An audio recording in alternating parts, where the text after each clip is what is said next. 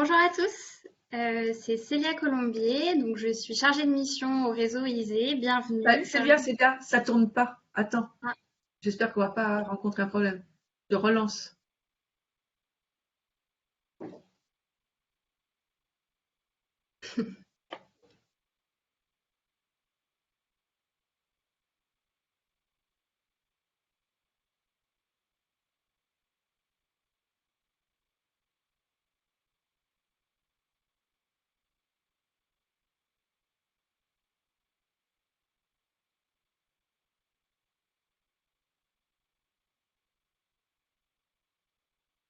Tu peux y aller? bonjour à tous, je suis Célia Colombier, je suis chargée de mission au réseau ISE, le réseau Île-de-France Santé Environnement. Je suis ravie de vous retrouver. Alors pour celles et ceux qui ne connaissent pas le réseau ISE, c'est un réseau dont l'ambition est de rassembler les acteurs franciliens de la santé environnementale, à la fois des acteurs dont la santé environnement est le cœur de métier, et également des acteurs qui ont développé des bonnes pratiques au cours de leur activité professionnelle ou pour diminuer l'exposition des populations dans le cadre d'une collectivité territoriale. À la base, le réseau, c'est une action du plan régional santé-environnement, dont Lola va vous parler, et j'introduis Lola. Lola Chupin co-organise avec moi les webinaires, la série de webinaires du réseau ISE autour du PRSE3, et elle est chargée de mission santé-environnement au Conseil régional d'Île-de-France. Bonjour à tous, donc bienvenue, on est très content de vous accueillir pour ce webinaire de la série Vers un nouveau PRSE. Donc pour me présenter brièvement, comme Célia disait, je suis chargée de mission santé-environnement au Conseil régional et je suis notamment chargée d'élaborer le futur plan régional santé-environnement, donc le 4e, aux côtés donc de l'ARS, donc de l'Agence régionale de santé et de la DRIEAT. Donc, comme Célia le disait, on organise une série de webinaires qui s'intitule Vers un nouveau PRSE et qui traitera spécifiquement aujourd'hui de la question du mal logement, de l'insalubrité et de la précarité énergétique dans les PRSE. Et avant qu'on rentre plus précisément dans le vif du sujet, je voulais vous présenter ce que c'était un PRSE. Donc un PRSE, donc Plan Régional Santé Environnement. Donc, c'est une feuille de route pour les 5 prochaines années afin de lutter, ou en tout cas de mettre en place des politiques publiques pour lutter contre les facteurs environnementaux qui affectent notre santé, mais aussi celle des animaux et plus largement des écosystèmes. Donc, les PRSE, donc comme je dis, ça se renouvelle tous les 5 ans. Et là, on est dans une phase un peu charnière où on est en transition entre le PRSE 3 et le PRSE 4, puisque le PRSE 3, il s'est fini fin 2021 et que là, nous avons jusqu'à fin 2023 pour élaborer notre nouvelle feuille de route, donc le PRSE 4. Donc, avec mes collègues de l'ARS et de la DRIEAT, on est en train de travailler pour créer ce plan et on a besoin de vous. On aimerait le faire avec vous. Et c'est pour ça qu'il y a une concertation en ligne en ce moment. Donc, vous pouvez le voir sur la slide qui vous est présentée, le lien vers la plateforme. Et donc, vous pouvez participer en fait à définir les grandes orientations que vous voudriez donner à ce plan de deux manières. Donc, soit en remplissant un questionnaire, donc qui, voilà, ça en une quinzaine de minutes pour définir les priorités, savoir les modalités d'action que vous préfériez dans ce plan. Voilà. Et vous pouvez aussi déposer un cahier d'acteurs. Donc ça, c'est un travail un petit peu plus conséquent, mais très accessible, qui consiste en fait, vous allez définir un enjeu et vous pouvez faire ça sur 3 enjeux différents et définir les actions que vous voudriez mettre en place sur cet enjeu-là. Donc des actions que vous voudriez porter en tant qu'acteur francilien ou si vous avez identifié d'autres acteurs qui pourraient porter ces actions. Donc c'est hyper important pour nous que vous participiez à cette concertation pour nous aider à construire ce plan, vous qui êtes des acteurs de terrain. Donc voilà, c'était le petit message en début de webinaire. Donc c'est jusqu'au 30 octobre, donc il reste plus beaucoup de temps. Donc si vous pouvez participer, ce serait vraiment super. Maintenant, pour revenir un peu plus sur la série de webinaires. Donc en fait, c'est une série qui a pour objectif de présenter des retours d'expériences qui sont menés, enfin qui ont été menés dans le cadre du PRSE 3, et aussi c'est pour alimenter les réflexions autour du PRSE 4 et de valoriser des actions, des projets qui ont été menés, qui ont été innovants, inspirants et qu'on voulait mettre en valeur. Donc, lors des 3 premiers webinaires, on a eu des interventions donc, de grande qualité, notamment de l'ORS qui nous a présenté 2 outils cartographiques afin de territorialiser les enjeux de santé environnementale avec des indicateurs.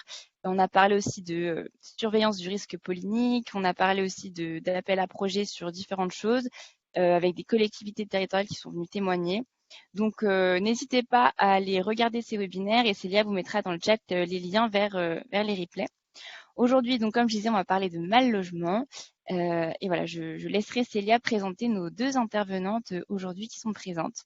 Et on dira, je vais juste dire un dernier mot sur le dernier webinaire qui est la semaine prochaine, qui clôturera cette série. Ça sera sur l'éducation des jeunes à la santé environnementale et on va vous présenter plein de projets qui sont très inspirants. Et voilà, on va discuter sur qu'est-ce qu'on peut faire sur cette question dans le prochain PRSE.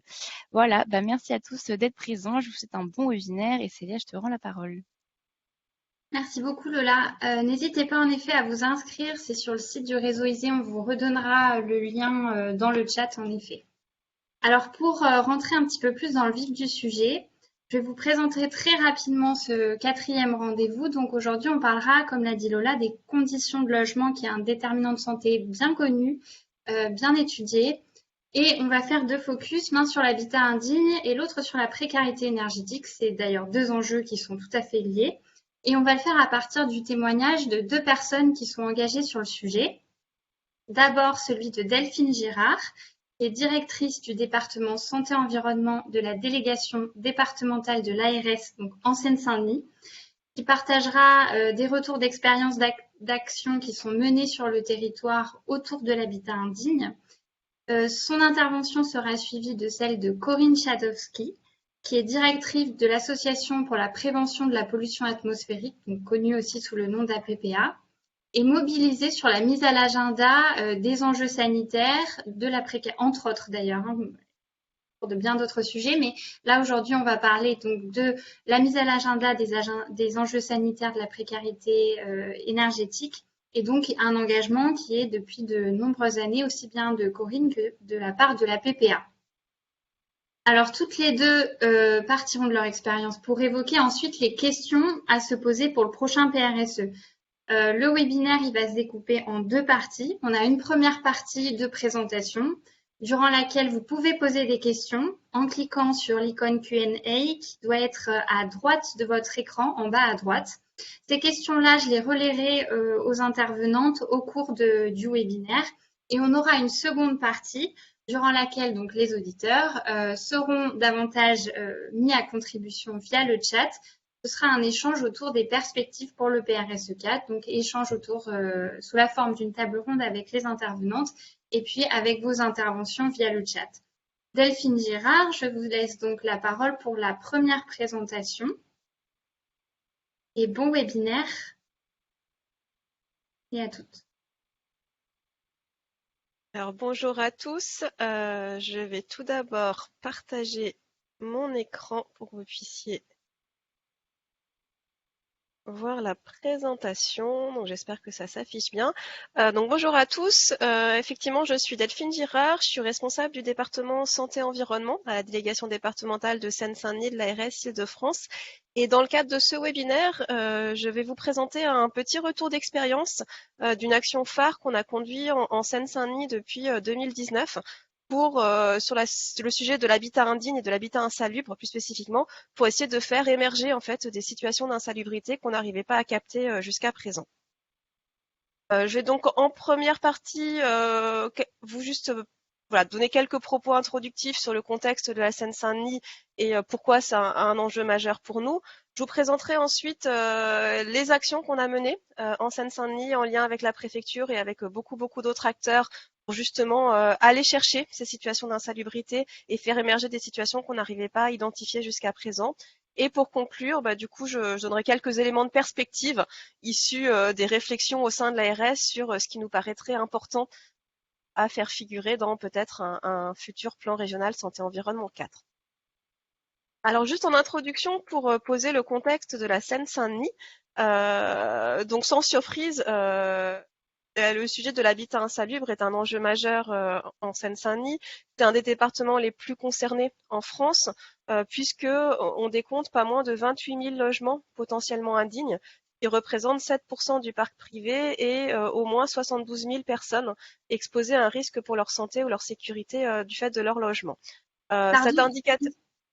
Excusez-moi Delphine, juste, est-ce que vous Oui. pourriez masquer le petit rectangle Noir. noir qu'on voit à droite? Voilà, super. Voilà, Et vous avez aussi un bandeau dessous que vous pouvez masquer à côté. Voilà, super. voilà. Voilà, Ok, nouvelle personne. c'est mieux comme ça.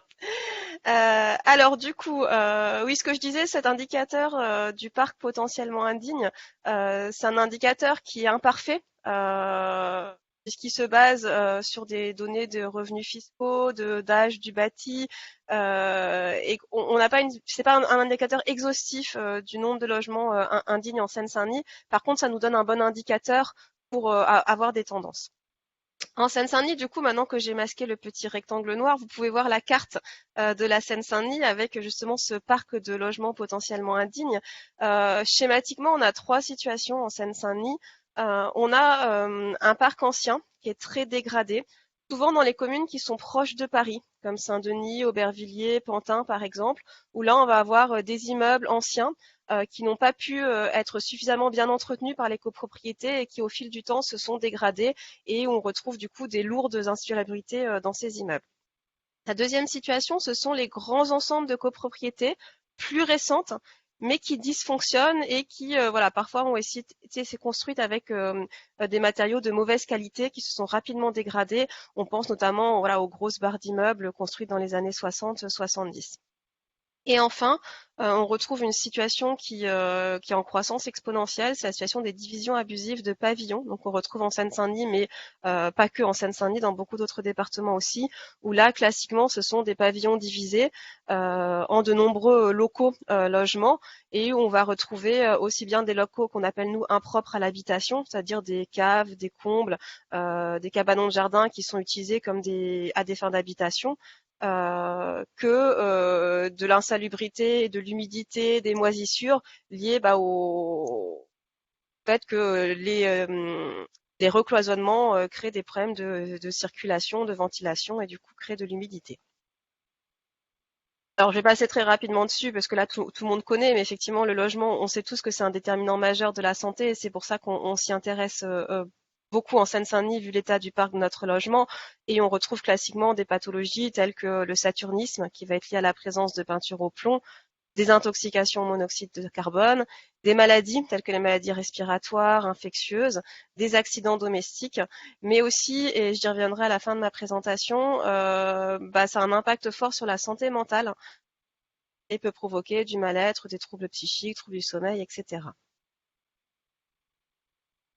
La lutte contre l'habitat indigne, toute la complexité, c'est qu'en fait, ça va mobiliser un immense réseau d'acteurs qui va aller aux différentes étapes en fait de la chaîne. C'est-à-dire que quand on va de la partie prévention, au repérage des situations d'insalubrité, au traitement de l'insalubrité, à l'accompagnement de la sortie d'insalubrité, en fait, toute cette chaîne va mobiliser un immense faisceau d'acteurs spécialisés dans la santé, dans le bâtiment, les services de l'État, les collectivités, le parquet pour pouvoir punir les propriétaires malveillants, des associations, des professionnels de santé. Et du coup, tout le sujet de la lutte contre l'habitat insalubre, ça va être de mettre en musique tous ces acteurs pour que chacun, sur son domaine de compétences, puisse apporter sa pierre à la chaîne pour résoudre ces situations. Côté ARS, juste pour resituer un peu dans tout ça ce que nous on fait à l'ARS, l'ARS sur le champ de la lutte contre l'habitat insalubre, on agit pour le compte du préfet, sous compétence du préfet. Et de façon classique, en fait, on va recevoir un signalement qui émane le plus souvent des occupants, des locataires, qui va d'ailleurs être plutôt reçu dans les collectivités, dans les mairies, et c'est le service d'hygiène qui, en première intention, va se déplacer dans le logement. Lorsque la situation relève de l'insalubrité, le service d'hygiène saisit l'ARS et l'ARS va alors engager une procédure coercitive pour le compte du préfet et va donc proposer au préfet la signature d'un arrêté préfectoral qui va prescrire deux choses, soit la réalisation de travaux aux propriétaires pour sortir de l'insalubrité, soit la prescription d'un relogement lorsque le local ne peut pas être utilisé à des fins d'habitation, on pense notamment aux caves, combles, etc. Et là, du coup, on prescrit le relogement. Ensuite, l'ARS va contrôler si les prescriptions, l'ARS ou le service communal d'hygiène et santé, si les prescriptions sont bien respectées. Et si elles ne le sont pas, l'État va se substituer ou la collectivité va se substituer pour les réaliser d'office. Nous, dans cette présentation, on va s'intéresser plus spécifiquement à la question du signalement. Puisque la question qui s'est posée en Seine-Saint-Denis, c'est se dire justement comment est-ce qu'on peut sortir de cette unique logique de signalement de la part des occupants et des locataires, et comment est-ce qu'on peut aller chercher d'autres situations de personnes qui ne se seraient pas signalées spontanément, soit parce qu'elles sont éloignées du système administratif, il peut y avoir la barrière de la langue, il peut y avoir des craintes ou une méconnaissance de l'organisation. Et du coup, on a un gros travail qui a été conduit depuis 2019 pour essayer de faire émerger d'autres situations d'insalubrité et pour pouvoir du coup les traiter et accompagner les occupants. Alors juste pour revenir rapidement sur le contexte, en 2019, on a un préfet qui est arrivé en Seine-Saint-Denis qui a fait de la lutte contre l'habitat indigne sa priorité numéro 1, tous sujets confondus. Et en parallèle, on a eu également au niveau de l'ARS une forte impulsion qui a été donnée par la direction générale pour faire de la lutte contre l'habitat insalubre un des sujets prioritaires. Concrètement, en Seine-Saint-Denis, ça s'est décliné par une stratégie départementale déclinée en 4 axes. Et le premier était justement sur repérer les situations d'habitat indigne et susciter les signalements. Et comme je le disais, l'idée c'est de sortir d'une logique de réponse aux signalements des occupants, enfin de la conserver, mais d'aller plus loin, et pour aller vers une démarche d'aller vers en essayant de faire émerger activement des situations d'insalubrité qu'on n'aurait pas pu repérer par le circuit classique. On a donc mis en place 3 actions phares. La première, ça a été la mise en place d'un guichet unique de réception des signalements. La seconde, ça a été piloté par la préfecture, la diffusion d'une campagne de sensibilisation. Et la troisième, c'était la conduite d'opérations de repérage d'envergure, ciblant des quartiers, des îlots préidentifiés pour avoir un diagnostic systématique sur ces quartiers. Donc, je vais vous détailler chacun de ces points. Alors la première action qui consiste en la mise en place d'un guichet unique. Ce guichet unique, sa cible, c'est essentiellement les professionnels qui interviennent au domicile, qui sont susceptibles d'être confrontés dans leur métier, dans leur pratique, dans le cadre de la réalisation de leur mission, à des situations d'insalubrité. Et l'idée, c'est donc de leur mettre à disposition une porte d'entrée unique pour permettre de faire remonter plus facilement les signalements et faire émerger du coup des situations d'insalubrité que eux pourraient être amenés à rencontrer dans le cadre de leur métier. Pour cela, on a donc organisé depuis 2020 de nombreuses formations auprès des professionnels intervenant au domicile pour les aider à identifier les situations relevant de l'insalubrité et du coup pour leur expliquer les circuits de remontée de signalement. On a donc été amené à former depuis 2020 les pompiers, la police, les travailleurs sociaux, donc notamment du conseil départemental et de certains CCAS en mairie, des syndics de copropriété, des opérateurs tels que France Rénov', et là, d'ici la fin 2022, on doit également former les opérateurs Enedis. Lors de ces formations, alors je parle de formation, ce serait plutôt des sessions de sensibilisation, l'idée n'est pas de former des futurs inspecteurs de salubrité, mais plutôt de donner des clés de lecture en fait aux intervenants qui vont à domicile pour les aider à identifier des situations qui pourraient relever de l'insalubrité et qu'ils aient le réflexe en fait de faire remonter ces situations via le guichet unique. Très concrètement, ce qu'on a pu constater, c'est que spontanément, les intervenants vont nous faire remonter des situations de personnes souffrant de syndrome Diogène, puisque ce sont des situations qui interpellent et qui vont très facilement faire l'objet de remontées. Là, l'idée de ces sessions de sensibilisation, c'est aussi de leur expliquer qu'il y a d'autres situations qui relèvent de l'insalubrité, et voilà, de leur expliquer par exemple que tous les locaux impropres, ce sont des locaux insalubres sur lesquels on peut avoir une action. Donc on leur donne quelques clés sur voilà, comment repérer une hauteur sous plafond insuffisante, comment repérer que l'éclairement est insuffisant, etc. Donc on reprend tous les désordres, les principaux désordres, et on leur donne des clés de lecture pour pouvoir les identifier. Donc ce guichet unique, c'est une boîte mail unique au nom de la préfecture, mais gérée par l'ARS, et une fiche de signalement. Alors assez simple à remplir, sachant que dans les sessions de sensibilisation, on insiste vraiment sur le fait que il y a des informations qui nous sont indispensables pour pouvoir traiter le signalement et il faut qu'elles soient remplies, sinon on ne pourra pas le traiter. Et d'autres sont facultatives et qui dépendent des informations qui sont facilement repérables sur le terrain. Alors, je vais faire ici un petit focus sur le travail qu'on a conduit avec les pompiers, puisque là, on est dans un cadre un petit peu différent, puisque très vite, lors des discussions avec la BSPP, donc la Brigade des sapeurs-pompiers, il est apparu que la fiche de signalement, c'était pas du tout un outil adapté dans le cadre de leur pratique quotidienne, et que ça serait très difficile pour les pompiers, au retour d'intervention, de se saisir de cet outil pour faire des remontées à l'ARS. Du coup, avec les pompiers, on s'est inscrit dans une démarche qui avait été initiée sur Paris, et qui s'appelle un projet qui s'appelle Vivre ensemble, qui était initialement plutôt sur des sujets d'ordre sociaux, et où entre la ville de Paris et la BSPP, il y avait un projet qui était en cours pour justement faire remonter à la ville de Paris des signalements émanant de la BSPP sur des sujets de compétences de la ville de Paris, donc plutôt sur des sujets compétences sociales. Donc, quand on a approché la BSPP s'est proposé d'inclure la Seine-Saint-Denis également dans ce projet et du coup d'élargir pour la Seine-Saint-Denis les sujets entrant dans le cadre du programme en intégrant également l'habitat insalubre. Donc, d'un point de vue très concret, dans le rapport d'intervention des équipes de terrain des pompiers, c'est-à-dire que quand ils vont en intervention à l'issue de leur garde, ils ont des rapports à rédiger sur un système d'information et on a pu du coup rajouter des cases à cocher. Et donc il y a une case qui s'appelle logement insalubre et si le pompier coche cette case, derrière il a 3 items qui apparaissent qui permettent, alors j'ai pas mis les formulations exactes ici, mais globalement l'idée c'est de pouvoir très rapidement identifier si on est plutôt dans le cadre d'un local impropre, donc en gros est-ce qu'on est dans le cadre d'une cave, comble, sous-sol, abri de jardin utilisé à des fins d'habitation. Le deuxième item, c'est plutôt sur logement dégradé avec présence importante de moisissures et d'humidité. Et le troisième permet de remonter les situations qui caractériseraient une personne souffrant de syndrome Diogène et qui donc voilà, ces 3 items permettent de prioriser en fait les interventions et d'intervenir le plus rapidement possible sur celles qui sont le plus urgentes. Donc cette démarche, le guichet unique a été mis en place en 2019, mais on a vraiment commencé en 2020 les sessions de sensibilisation et de formation des différents acteurs du territoire de la Seine-Saint-Denis. Le bilan est plutôt positif puisqu'on a reçu 700 signalements au guichet unique en 2020 et près de 1500 en 2021.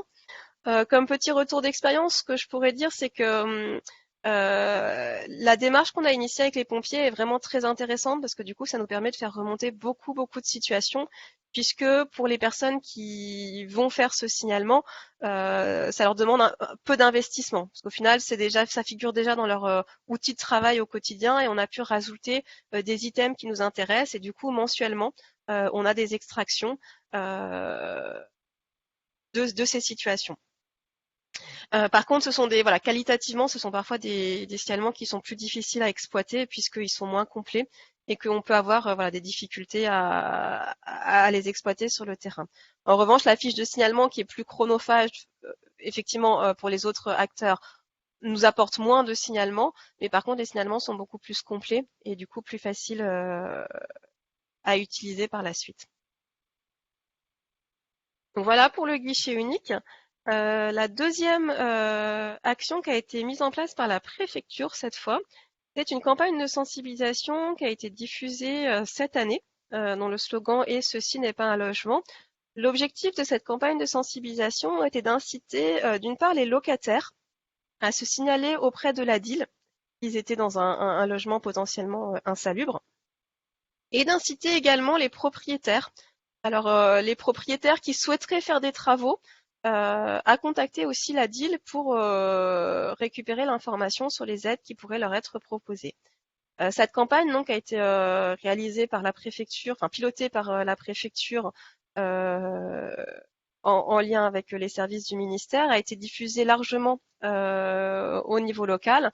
On a eu des insertions dans la presse, a été diffusée par les collectivités qui s'en sont largement saisies et a été diffusée dans tous les réseaux en fait des services de l'État. Donc pour ce qui concerne l'ARS notamment, avec on a pu la diffuser dans les hôpitaux, établissements médico-sociaux, la CEPAM s'en est saisie également, etc.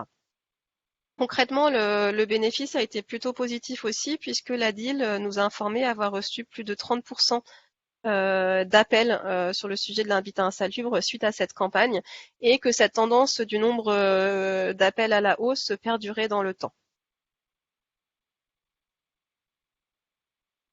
Enfin, dernière action phare qu'on a pu mettre en place en Seine-Saint-Denis, alors là aussi largement portée par les collectivités territoriales, c'était d'aller vers des opérations de repérage d'envergure. Donc là, l'idée, c'était de se dire que malgré cet élargissement du signalement avec la mise en place du guichet unique, malgré la campagne de sensibilisation, il y a des situations où, pour les repérer, il faut passer par des opérations de repérage systématique avec, enfin voilà, concrètement, l'idée, c'était de cibler des quartiers, des îlots que l'on connaît gangrénés par l'insalubrité et se dire sur ces quartiers très particuliers, on va mettre les moyens et on va les toquer aux portes et essayer de visiter un maximum de logements pour identifier des situations d'insalubrité qui ne nous seraient jamais remontées par ailleurs. On a commencé la première opération en 2020 sur Aubervilliers et Pantin, le long d'un axe majeur qui s'appelle l'avenue Jean Jaurès, qui est une avenue en fait qui qui sépare les communes d'Aubervilliers et de Pantin. Et on a poursuivi du coup ensuite avec une opération à Pierrefitte et il y a une opération qui est en cours à Saint-Denis, portée par le SCHS et auquel l'ARS a apporté un appui. Juste pour revenir sur l'opération d'Aubervilliers par exemple, donc c'était comme je disais l'avenue Jean Jaurès, où là l'objectif c'était de faire des visites systématiques de tous les logements, de tous les immeubles de cette avenue, mais également des petites avenues perpendiculaires où l'état de l'immeuble faisait supposer qu'effectivement il y aurait potentiellement de l'insalubrité. Donc l'ARS est venue en appui du SCHS au début de l'opération, mais ensuite Aubervilliers a continué tout seul. Et du coup, le SCHS nous informait la semaine dernière qu'il y a plus de 700 logements qui ont été visités sur cet axe. Et en termes de retour d'expérience, ça a effectivement permis d'identifier un certain nombre de situations, donc soit relevant de l'insalubrité, soit relevant des compétences du maire, avec des situations de péril ou des désordres plus légers que de l'insalubrité. Ces opérations avaient un grand intérêt aussi pour recréer du lien au sein de certaines copropriétés qui étaient en difficulté et laissées à elles-mêmes, et que la venue des services d'hygiène a permis aussi de fédérer et de remettre un peu de cohésion dans ces copropriétés qui se sont saisies ensuite des sujets pour faire des travaux. Et l'autre avantage, c'est qu'au-delà de l'insalubrité, ces visites systématiques en fait dans les logements a aussi permis d'identifier d'autres problématiques, par exemple des problématiques de nuisances liées au bruit dû à des activités professionnelles à côté, et que finalement, avec un screening systématique comme ça, le service d'hygiène d'Aubervilliers a vraiment pu traiter toutes les composantes relevant de ses compétences. Donc voilà un peu pour les actions qui ont pu être mises en place en Seine-Saint-Denis depuis le 2019 pour aller rechercher des signalements et pour du coup, comme l'objectif du réseau ISE, c'est aussi de mettre en commun tous ces acteurs qui peuvent agir sur la santé environnementale. Ce qu'on souhaitait là, c'était aussi vous présenter un exemple d'une action qui nous a permis notamment à travers le guichet unique, de mobiliser tout un panel d'acteurs qui sont pas spécialisés ni dans l'habitat ni dans la santé, mais parce qu'ils sont au domicile, parce qu'ils ont par leur métier la possibilité d'entrer dans les domiciles des personnes, ont pu nous faire émerger des situations qui ensuite qui se sont transformées du coup en signalements et qu'on a pu traiter. Peut-être quelques réflexions maintenant sur des perspectives et des choses qui, côté ARS, nous sembleraient importants à intégrer pour alimenter le futur plan régional santé-environnement. D'abord, rappeler qu'effectivement, pour nous, ARS, la lutte contre l'habitat insalubre, c'est un enjeu fort, c'est une vraie priorité pour nous. Et l'ARS a vraiment la volonté de faire figurer des objectifs ambitieux en matière de lutte contre l'habitat insalubre dans ce futur plan régional santé-environnement. Une des premières pistes qui avait pu être identifiée par l'ARS, c'était peut-être de réfléchir pour des outils qui nous permettraient de mieux connaître les territoires impactés par l'habitat insalubre pour un meilleur ciblage des interventions. On a pu voir tout à l'heure qu'on a un indicateur qui existe, qui est le parc des logements potentiellement indignes. C'est un indicateur qui a le mérite d'exister, mais qui reste imparfait et qui ne couvre pas toutes.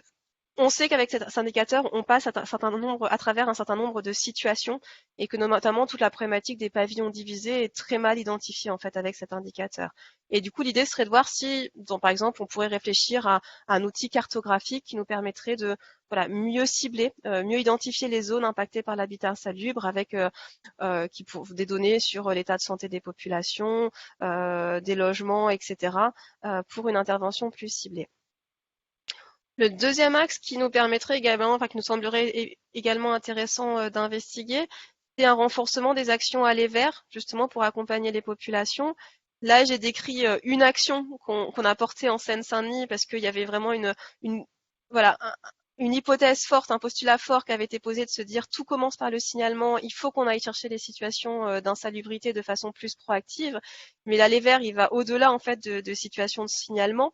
Il y a tout un sujet aussi sur comment est-ce qu'on peut aller vers les populations de façon plus proactive, à la fois d'un point de vue préventif, pour éviter que des copropriétés en difficulté sombrent vers l'insalubrité, et aussi peut-être pour accompagner les sorties d'insalubrité et voir du coup dans ce cadre-là comment on pourrait notamment s'appuyer sur les contrats locaux de santé, puisque c'est vraiment à l'échelle territoriale que ça peut se jouer aussi.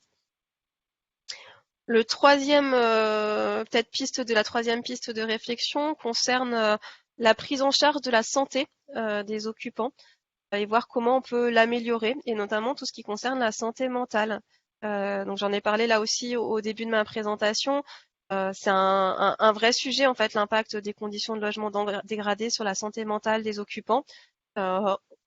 On la prend en compte. Il y a des collectivités qui sont très structurées, notamment pour la prise en charge des personnes souffrant de syndrome Diogène. Mais du coup, peut-être une piste de réflexion dans les PRSE, c'est de voir comment justement on pourrait mieux la prendre en compte, cette question de la santé mentale, et comment justement on pourrait travailler, par exemple, avec les conseils locaux en santé mentale pour avancer sur le sujet. Et dernière piste de réflexion peut-être pour le prochain PRSE 4, le PRSE 3 avait un objectif, une action très ambitieuse sur les conseillers médicaux en environnement intérieur. L'action des CMEI est tout à fait complémentaire en fait avec ce que l'action coercitive que peut par ailleurs porter l'ARS pour le compte du préfet, et du coup de voir dans ce futur PRSE 4 comment on prolonge cette action et comment on la déploie par ailleurs. Voilà pour ma présentation. Merci beaucoup, Madame Girard. C'était très complet, très clair. Alors, il y a pas mal de questions, du coup, des questions de précision aussi. Est-ce que, je vais en prendre quelques-unes, est-ce que vous avez pris en compte le bruit dans l'insalubrité? Là, on prend pas en compte le bruit dans l'insalubrité, on prend en compte les désordres plutôt relevant de l'humidité, alors tout ce qui va être humidité, moisissure, etc. Tous les désordres qui permettent de caractériser le caractère propre, à défaut de impropre du logement, mais non, le bruit ne rentre pas en compte dans les critères qu'on prend en compte pour l'insalubrité. Très bien. Il y a une précision aussi de Madame Jean dans le chat. Les 700 signalements ne concernent pas seulement les pompiers, mais l'ensemble des signaux reçus dans le 93, donc en Seine-Saint-Denis. Oui, alors effectivement, la slide pouvait porter à confusion, mais c'était pour gagner de la place que j'avais mis sur la même slide. Effectivement, les 700 signalements, c'est tout signalant confondu, sachant que on est sur, je dirais, 60%, entre 50 et 60% des signalements qu'on reçoit qui émanent des pompiers. D'accord. Ah oui, donc c'est conséquent. Et donc, une personne demandait également dans le chat dans quel cadre, quels sont les motifs d'intervention des pompiers? Alors, je suis pas sûre d'avoir compris la question. En fait, les pompiers, ils interviennent, en gros, c'est dans le cadre de leur mission classique.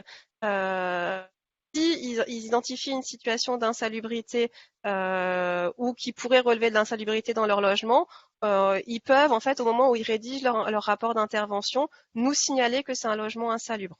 Mais ils n'interviennent pas spécifiquement sur le motif de l'insalubrité, ils interviennent pour les motifs pour lesquels on les appelle, et au retour de leur intervention, ils nous signalent qu'à telle adresse, ils ont identifié un logement qui pourrait être insalubre, et pour cela, ils cochent juste la case dans leur rapport d'intervention.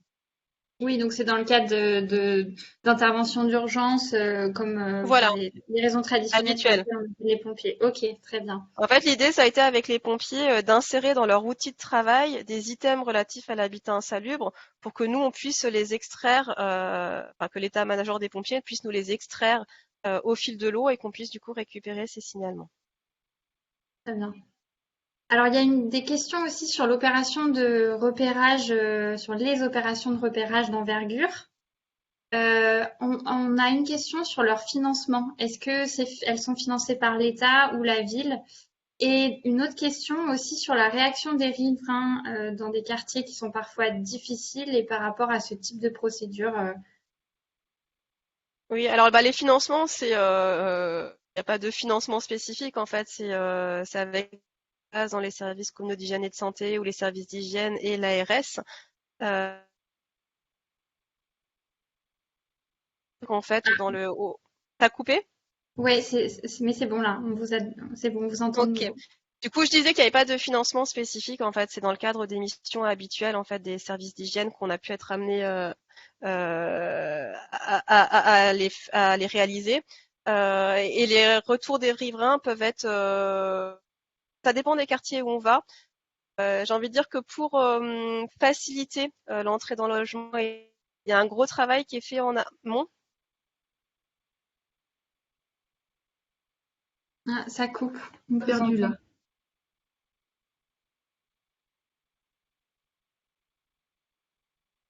là. Là, on vous voit plus, on vous entend plus. On reprendra peut-être les questions une fois que ces soucis sont réglés. Vous nous entendez ou pas, Madame Girard? Bon, je vous propose de reprendre les questions à la fin de la présentation. Ça sera Bon, peut-être Je plus suis simple. revenue. Ah,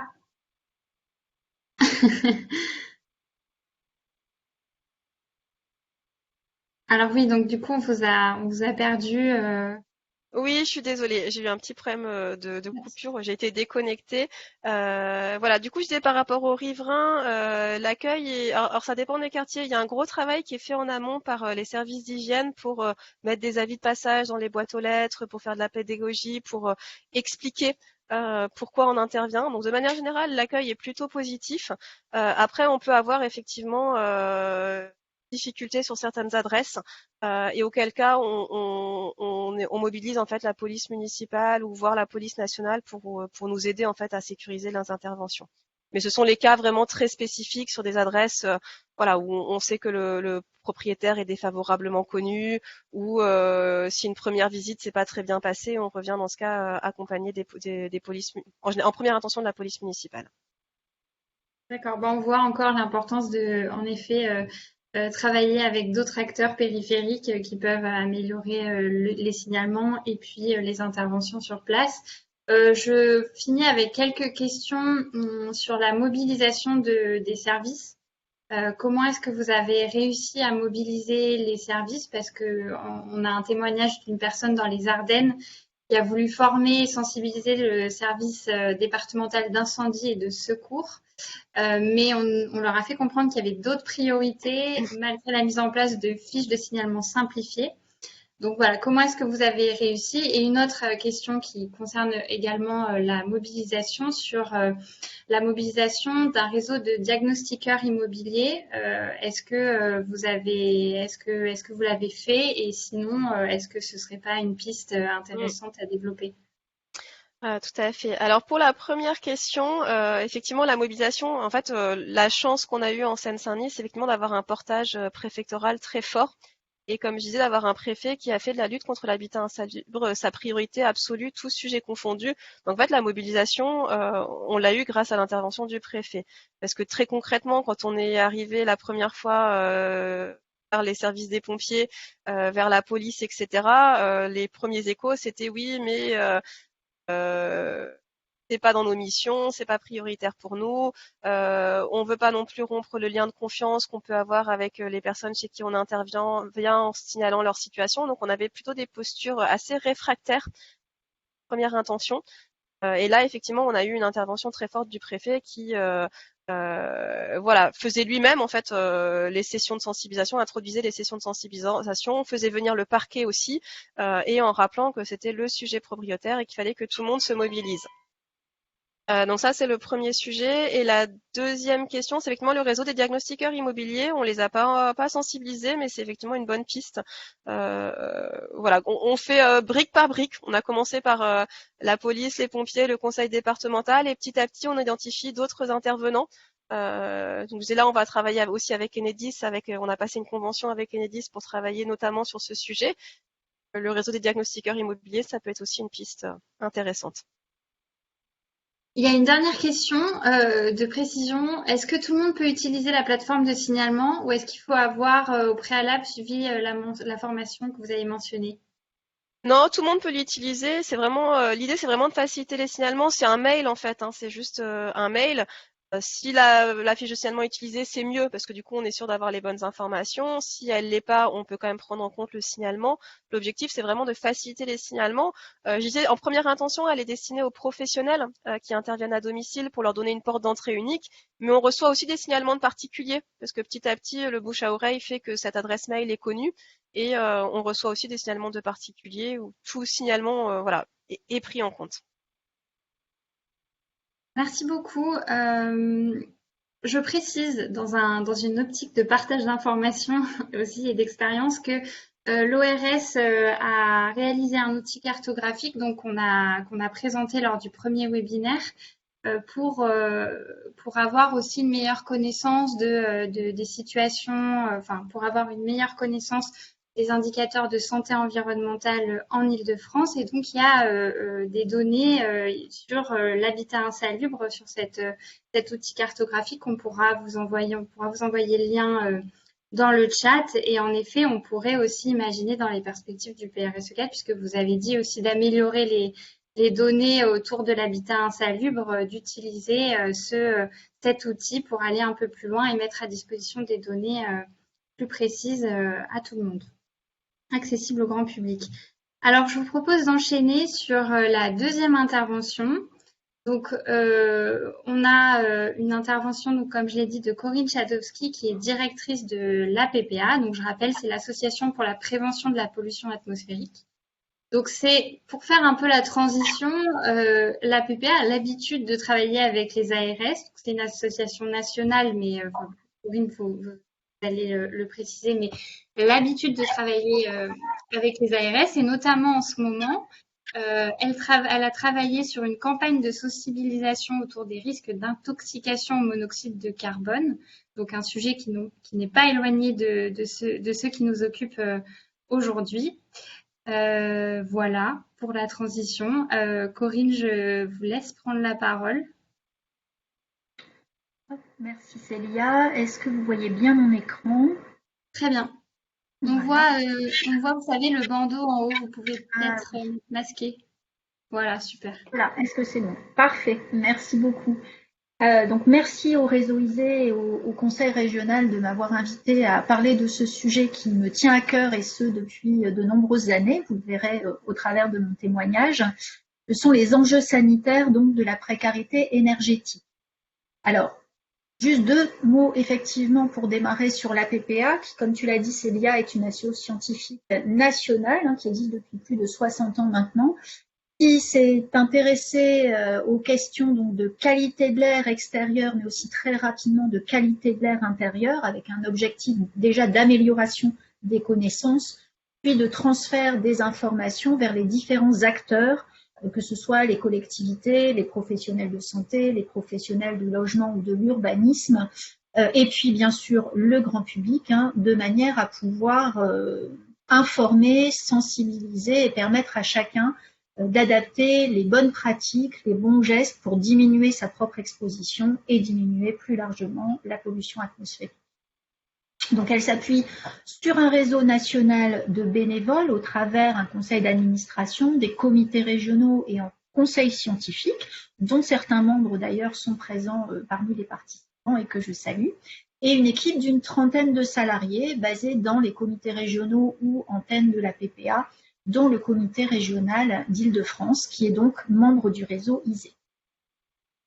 Alors, parmi les missions de la PPA, comme je vous le disais, nous nous intéressons à l'air extérieur, mais également à l'air intérieur, et ce depuis de nombreuses années, que ce soit à l'intérieur des logements ou à l'intérieur des établissements recevant le public, avec à chaque fois l'objectif de diminuer l'exposition des occupants aux polluants de l'air intérieur.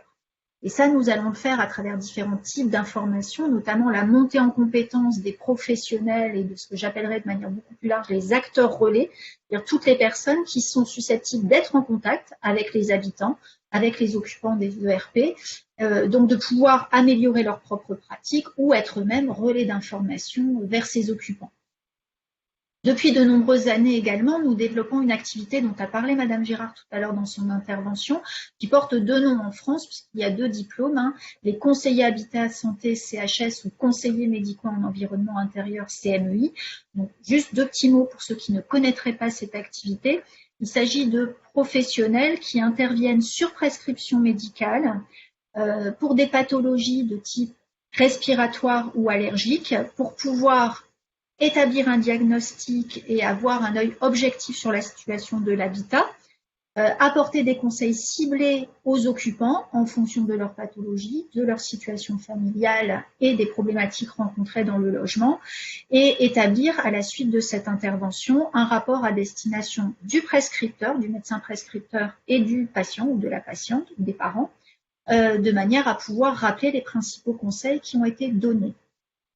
Donc cette activité, nous la menons en Île-de-France, notamment en Seine-Saint-Denis, où l'activité est portée depuis de très nombreuses années en ce qui concerne Paris par d'abord le LHVP qui est devenu le service parisien de santé environnementale, et je salue mes collègues conseillers d'ailleurs au SPSE dont j'ai vu le nom apparaître parmi les participants. Et puis nous l'avons développé dans le cadre du PRSE, d'abord en Seine-Saint-Denis, et progressivement dans d'autres départements, avec d'autres acteurs, comme le centre hospitalier de Melun. Nous tentons effectivement de développer cette activité en Île-de-France, alors avec les moyens qui sont du PRSE, qu'on espère pouvoir développer dans le prochain plan, parce que actuellement nous avons plus de demandes médicales malheureusement que de capacités d'intervention de nos conseillers qui sont tous fort occupés.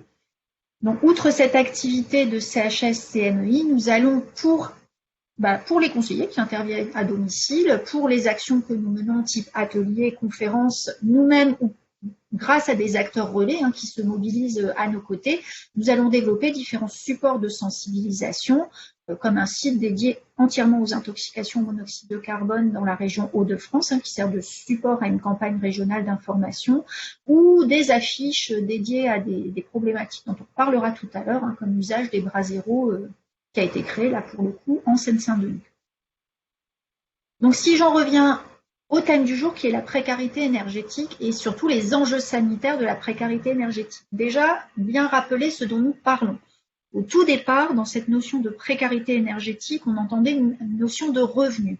Étaient considérés comme en précarité énergétique des ménages qui dépensaient, déjà des ménages à revenus modestes, qui dépensaient plus de 10% de leurs revenus dans leurs factures énergétiques. C'était un impact sur effectivement les revenus, les capacités d'action des ménages, mais ça négligeait un autre indicateur que l'Observatoire national de la précarité énergétique a indiqué ensuite, qui est la sensation de froid dans le logement. Donc la définition initiale de la précarité énergétique, qui était essentiellement basée sur les revenus, a été élargie ensuite au fait de pouvoir ou pas se chauffer correctement dans un logement. Donc quand on voit, c'était déjà valable cette question il y a quelques années quand nous nous sommes intéressés au sujet à la PPA, mais malheureusement, la situation ne s'est pas arrangée avec le temps et je dirais qu'avec la crise de l'énergie là qui s'annonce, ça risque même de s'aggraver. Et vous retrouverez, si vous allez sur le site de l'ONPE, dont je vous ai mis l'adresse sur cette diapo, à la une, là, les données de l'Observatoire du dernier tableau de bord qui a été publié en fin d'année 2021, qui rappelait qu'un Français sur 5 avait déclaré au cours de l'hiver 2020-2021 avoir souffert du froid dans son logement pendant au moins 24 heures. Or, comme je le disais, la situation risque encore de s'aggraver. Un point également, avant de passer justement à ces effets sanitaires, ensuite de la précarité énergétique, il faut bien avoir en mémoire que précarité énergétique, c'est pas précarité tout court. Des grands débats au sein du Césaire, dans des travaux dont je vous parlerai tout à l'heure, sur le fait que finalement, si on met en place des politiques de lutte contre la précarité tout court, on va résoudre les questions de précarité énergétique. Alors non, ce ne sera pas forcément les mêmes populations. Oui, les personnes en précarité tout court vont être bien sûr exposées également à la précarité énergétique, mais il y a aussi un pan beaucoup plus large de la population qu'on peut appeler les populations vulnérables, qui sont là difficiles à identifier, qui au départ sont des populations à revenus modestes, certes, mais qui s'en sortent, mais qui à un moment, parce qu'il y a un accident de la vie, on perd une partie de ses revenus, parce qu'il y a une hausse du coût de l'énergie alliée à un habitat qu'on a du mal à chauffer, vont basculer en fait dans la précarité énergétique et peut-être de là d'ailleurs ensuite dans la précarité tout court. Donc ces populations vulnérables, elles sont difficiles à identifier parce que justement elles n'ont pas forcément été repérées par les travailleurs sociaux, les personnes qui suivent les publics en difficulté, et elles ne se signalent pas d'elles-mêmes quelquefois parce que elles n'ont pas justement envie d'être stigmatisées. Donc il y a de grosses difficultés. On a beaucoup parlé de repérage dans l'intervention tout à l'heure de Delphine Gérard, mais il y a aussi de gros enjeux là sur la précarité énergétique dans l'identification des ménages concernés, et on y reviendra dans les propositions. Alors, quels sont les effets de la précarité énergétique sur la santé? Donc, je vous le disais, il y a des comportements d'autorestriction. On n'a pas les moyens de se chauffer, donc on ne se chauffe pas du tout. Donc, on va avoir en termes d'effets sanitaires tous les effets directs du froid dans le logement. Et ça a été bien montré par les premières études internationales qui se sont menées sur le sujet, notamment au Royaume-Uni, mais aussi dans des pays comme l'Espagne, parce que ce n'est pas que dans les pays où il fait froid qu'on a vu une augmentation de la surmortalité hivernale liée à des questions de précarité énergétique. Il y a un risque également plus grand de développement de maladies liées au système respiratoire, mais également au système cardiovasculaire, parce que le froid va aussi avoir des effets sur le système cardiovasculaire, va augmenter aussi la gravité de pathologies au départ bénignes, qui peuvent avoir des conséquences plus graves chez des personnes déjà malades, par exemple des personnes atteintes de BPCO. Et donc, il y a également, parmi tous ces effets, les jeunes enfants et les personnes âgées sont particulièrement vulnérables aux effets dont je viens de parler, avec une réversibilité plus grande chez les jeunes enfants, dans les logements dans lesquels il y a des opérations de remédiation et où ça va mieux, les jeunes enfants récupèrent quelquefois des effets que je viens de citer. Les personnes âgées, c'est plus compliqué. Et chez les personnes âgées également, on va avoir un risque accru aussi d'accidents domestiques parce que le froid va aussi avoir un effet sur l'agilité des doigts, notamment sur la mobilité. Donc risque accru également d'accidents domestiques. Ça, ce sont les effets directs du froid. Mais qui dit problème de chauffage, je vous disais, soit on ne se chauffe pas, soit on se chauffe mal. Il y a également des effets indirects du froid, comme tous ces problèmes de précarité énergétique, qui sont des effets liés à une dégradation de la qualité de l'air intérieur. Et là, on arrive en premier lieu sur les questions de chauffage non entretenu ou non réglementaire, plus un calfeutrement, parce que quand on a froid, toutes les grilles de ventilation qui sont indispensables à une bonne combustion, à un bon fonctionnement d'appareils de chauffage à combustion vont être calfeutrées par les occupants, quelquefois d'ailleurs avec le calendrier des pompiers, ce qui est quand même dur pour ces derniers quand ils interviennent suite à une intoxication. Donc on va augmenter, la précarité énergétique va augmenter les risques d'intoxication, qu'elles soient aiguës ou chroniques au monoxyde de carbone. L'intoxication aiguë, on va le voir et on en discutera tout à l'heure. On l'a vu très bien sur les chiffres issus du système national de surveillance des intoxications au monoxyde de carbone qui était géré auparavant par Santé publique France. On pouvait voir une montée à un moment d'intoxication aiguë liée à certains chauffages comme les Brasero. Par contre, pour les poêles à pétrole, là, la situation est beaucoup plus sournoise, j'allais dire, et insidieuse, puisqu'il n'y a pas énormément d'intoxication aiguë par rapport à d'autres modes de chauffage liés aux poêles à pétrole, mais par contre, il y a des risques d'intoxication chronique, donc des concentrations plus faibles, mais sur une période beaucoup plus longue, qui ont aussi des effets sur la santé, notamment sur la santé cardiovasculaire.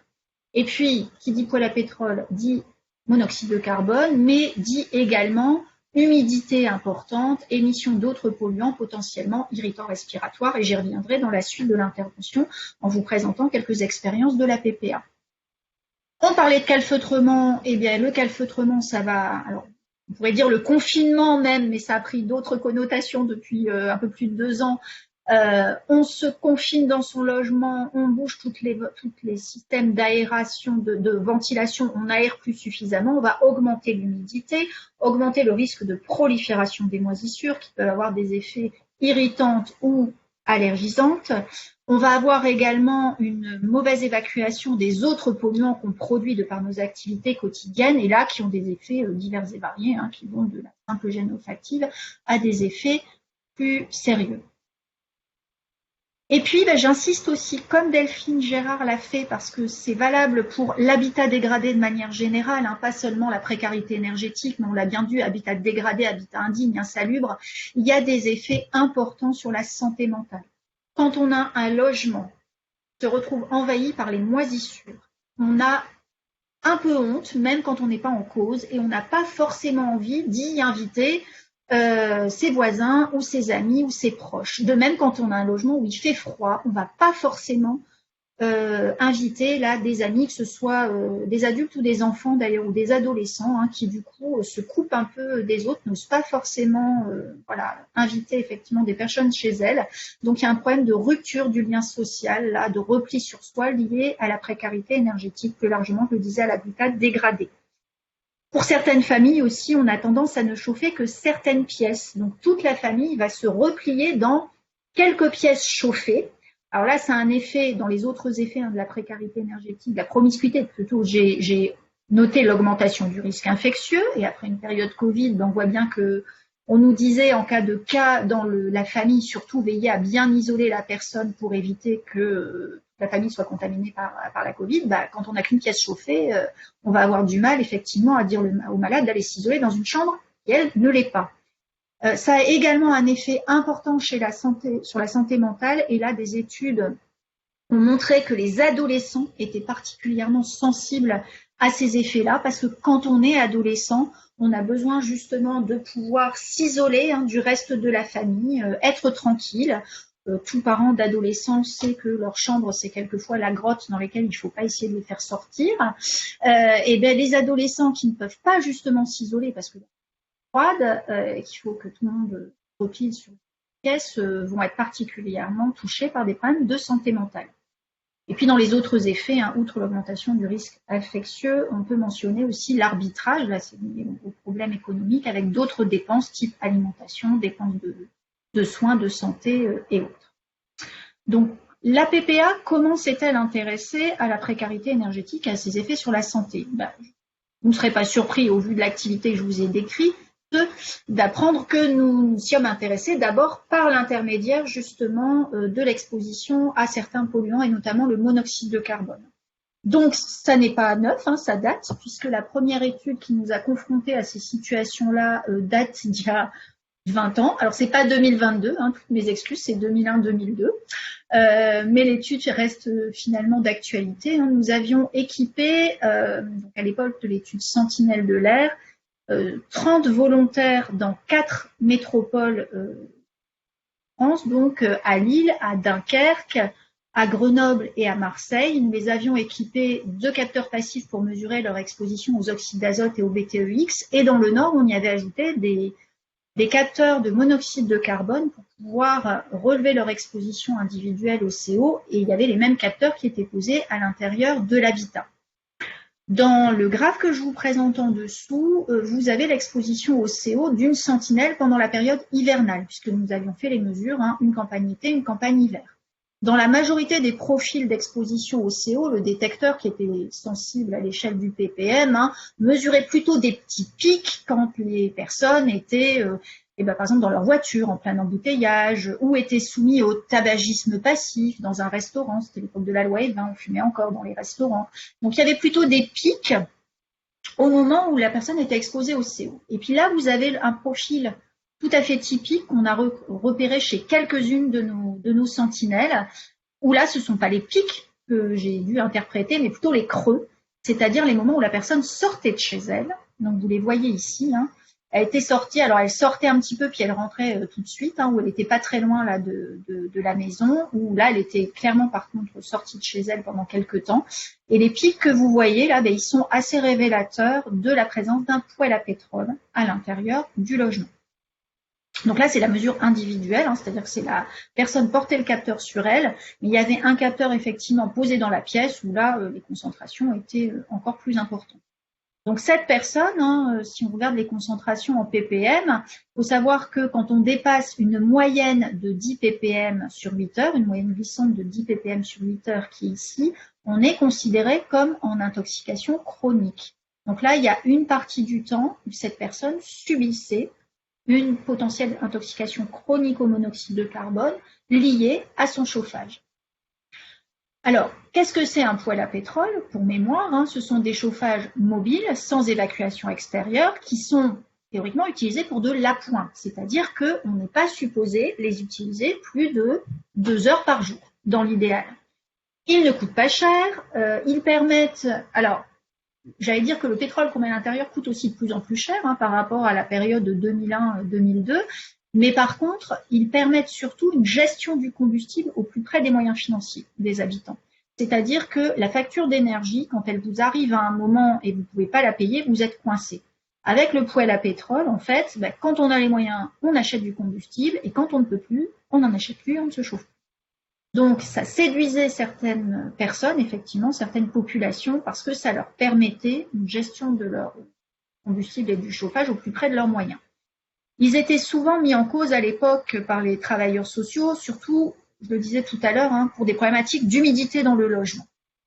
Que ces chauffages émettent pas d'évacuation extérieure, c'est-à-dire que le monoxyde de carbone produit ou les autres polluants vont arriver directement dans la pièce, mais ça produit aussi beaucoup d'humidité. Et il y avait 2 types, hein, le poêle à mèche ou le poêle électronique. Et donc le profil que vous avez vu tout à l'heure, c'était lié à l'utilisation d'un chauffage de ce type-là. On avait remarqué aussi, on avait eu l'impression dans l'étude Sentinelle qu'on en avait peu, hein, des poêles à pétrole, qu'il y avait peut-être moins de monoxyde de carbone émis par les chauffages électroniques. Donc, pour en savoir plus, avec le soutien de la DRAS à l'époque, puisque les ARS n'existaient pas encore, on s'est dit on va faire une étude un peu plus poussée où là on va aller recruter des logements uniquement utilisateurs de poêles à pétrole pour aller voir si est-ce que finalement c'est ce chauffage-là qui est le plus polluant et si les personnes n'ont pas les moyens de se chauffer avec autre chose qu'un poêle à pétrole, est-ce qu'elles peuvent prendre un poêle électronique ou pas? On a voulu en avoir le cœur net en faisant donc une autre étude, cette fois-ci dans 23 logements de la métropole européenne de Lille.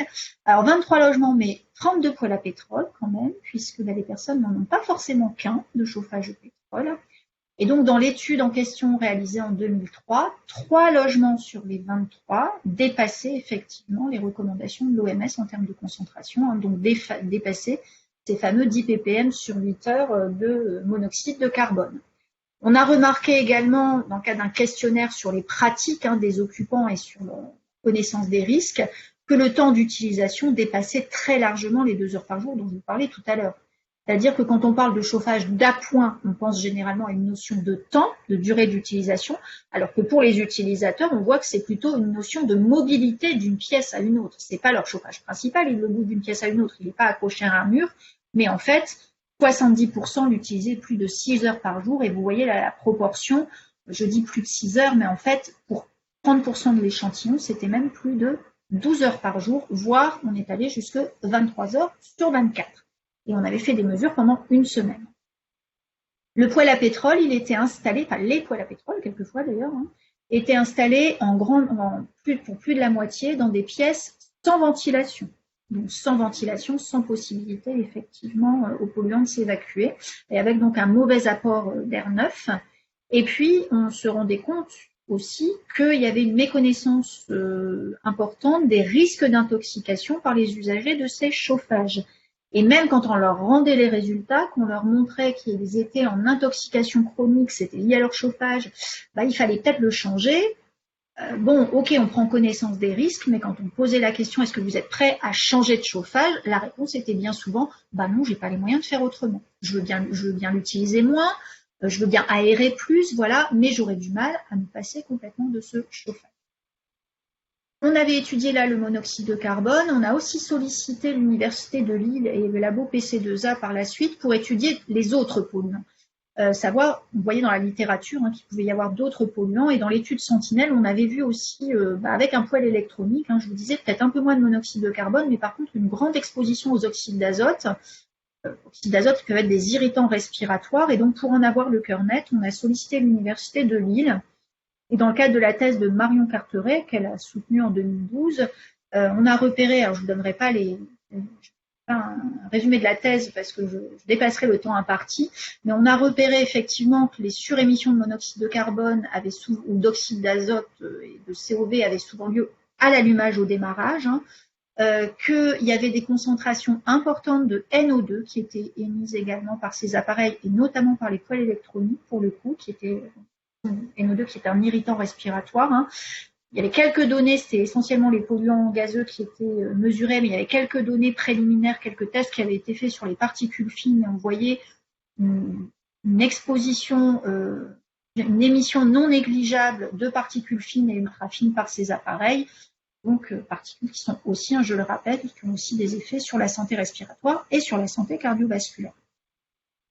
Donc tous ces résultats d'études, nous en sommes servis au fur et à mesure des années pour apporter de l'information à ceux qui interviennent justement à domicile ou qui accompagnent les personnes en difficulté économique avec la réalisation d'ateliers de sensibilisation, de travailleurs sociaux, d'intervenants à domicile, de personnel des centres sociaux. On l'a démarré en Nord-Pas-de-Calais, mais très vite on l'a réalisé avec le soutien de l'ARS en Seine-Saint-Denis également. Alors, en invitant les personnes à venir à des sessions de sensibilisation au départ sur la prévention des intoxications au monoxyde de carbone, et puis qu'on a très vite élargi à l'air intérieur de manière générale, l'air intérieur dans l'habitat et les bons gestes, parce que c'était un peu plus attractif pour les publics que de parler uniquement intoxication au CO, qui pouvait apparaître comme un sujet peut-être un peu trop technique. Nous avons également réalisé différentes publications ou temps d'information, vous en retrouverez certains sur notre site internet, et nous avons contribué en 2015 donc aux travaux du Césaire, donc qui est l'instance de démocratie participative adossée au Conseil régional en Nord-Pas-de-Calais à l'époque. En 2015, c'était les anciennes régions. Et nous avons contribué donc à des travaux sur la précarité énergétique et la santé en Nord-Pas-de-Calais. Donc à cette occasion, fait un état de l'art sur les enjeux sanitaires de la précarité énergétique, c'est ce que je viens de vous faire à l'instant, en nous appuyant notamment sur des travaux qui avaient été menés au préalable par l'ORS Île-de-France et par l'excellent rapport qu'avait fait Sabine Host sur ce sujet, qui doit encore, Célia nous confirmera, je pense après, être sur le site, disponible sur le site de l'ORS Île-de-France. En Seine-Saint-Denis, je vous le disais, nous nous étions intéressés à la problématique, alors pas des poêles à pétrole, mais d'un autre chauffage de fortune qui posait pas mal de soucis dès 2014 en Île-de-France, qui étaient les bras zéro. Donc on travaillait, je vous le disais, depuis plusieurs années avec l'ARS de Seine-Saint-Denis sur des actions d'information et grâce au système de surveillance des intoxications au monoxyde de carbone, système de surveillance nationale piloté à l'époque par l'INVS, maintenant Santé publique France, qui nous donnait justement des informations non seulement sur le nombre d'intoxications, mais aussi sur les chauffages en cause, l'ARS avait pu identifier qu'il y avait un nombre de plus en plus important des intoxications de Seine-Saint-Denis qui étaient liées à l'usage de bras zéro.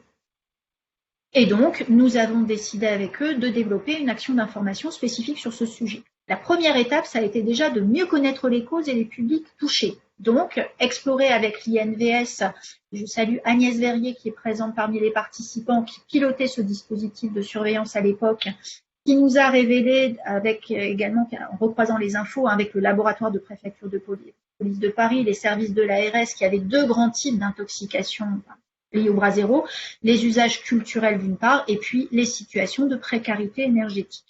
Nous avons réalisé ensuite des entretiens complémentaires avec la Fondation Abbé Pierre, avec le Secours populaire, avec d'autres acteurs intervenant auprès des publics en situation de précarité pour arriver à bâtir avec eux une action d'information. Donc, il nous fallait un support, il ne fallait pas de support avec trop de texte, puisque les retours des visites qui étaient faites post-intoxication par le LCPP montraient que beaucoup des personnes qui avaient subi ce type d'intoxication avaient des difficultés soit d'accès au français, soit d'accès au langage écrit.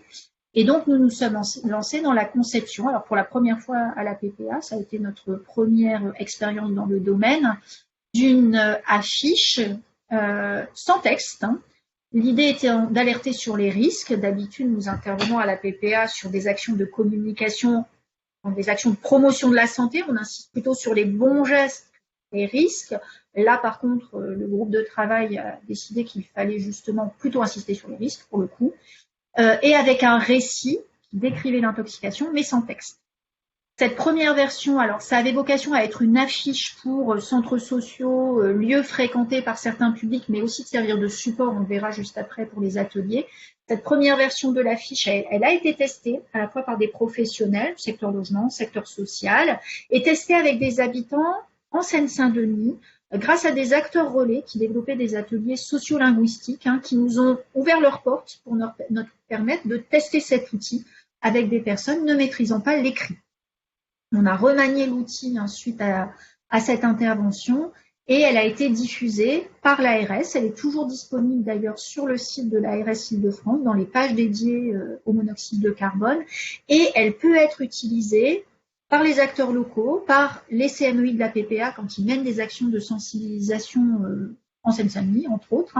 Elle peut être utilisée comme base de discussion pour ouvrir une action de sensibilisation, puisqu'on montre cette affiche et on demande au groupe de participants de nous raconter ce qu'ils voient et s'ils comprennent bien les messages qu'on a voulu faire passer.